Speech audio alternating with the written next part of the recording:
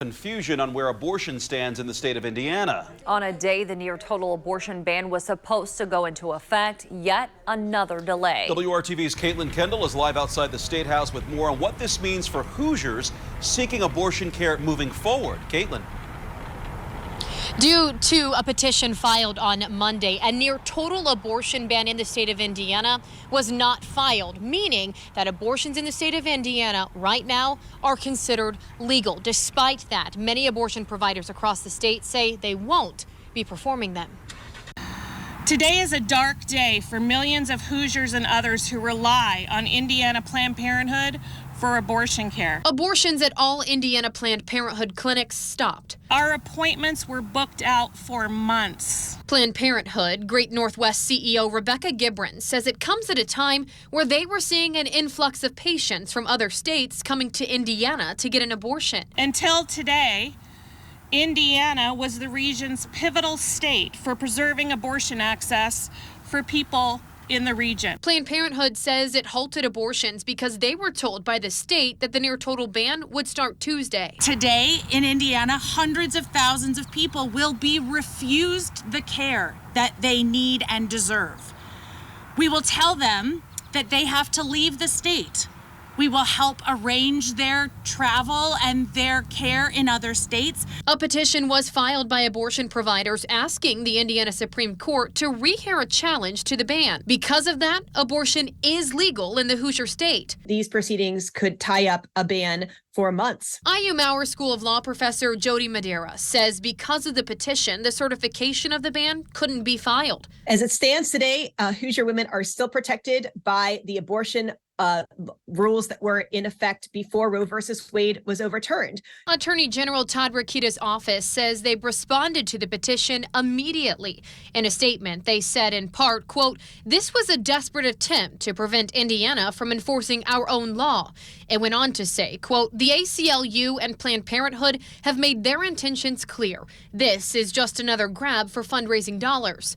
Again, the petition filed by abortion providers means the near total ban will not take effect yet. Still, Planned Parenthood will not perform abortions. They are going to take a more conservative approach and make sure that their providers do not face criminal sanctions for providing what should be lawful abortion care. Madeira says the conservative approach could be a way to handle the uncertainty of when the ban might go into effect. We do not know when the ban will go back into effect. At this point, it all depends on the court's calendar. The only timeline is that of the court as they hear this or basically review this petition for rehearing. Anyone seeking an abortion in Indiana can go to a hospital or medical facility that performs them. If and when the near total ban goes into effect, then care will be very limited as hospitals will be following very strict guidelines, like circumstances of rape or incest. Though we are third in the nation right now for maternal mortality, I fear that we will be in a race to the top with the other states that are banning abortion access.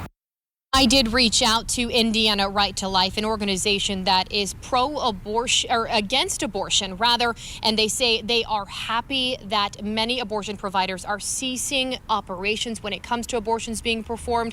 Again, they have been very vocal about supporting this near total ban on abortion. They also said in a video statement to us, not allowing us an opportunity for questions, they added that they do hope that there's some sort of clarification soon and that the Indiana Supreme Court makes that final ruling quickly.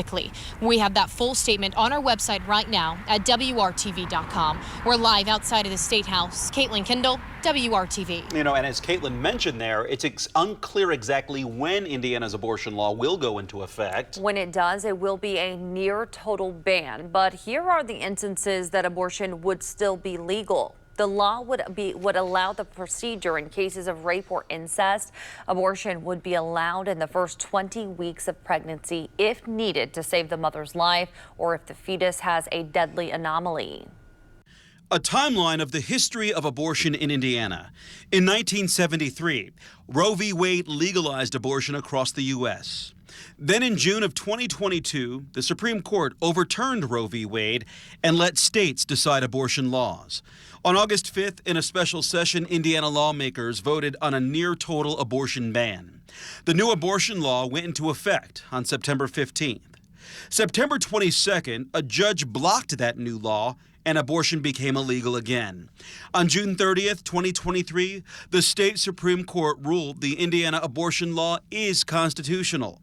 And today, August 1st, the near-total abortion ban had been scheduled to go into effect, but it's on hold after a petition was filed on behalf of Indiana abortion providers.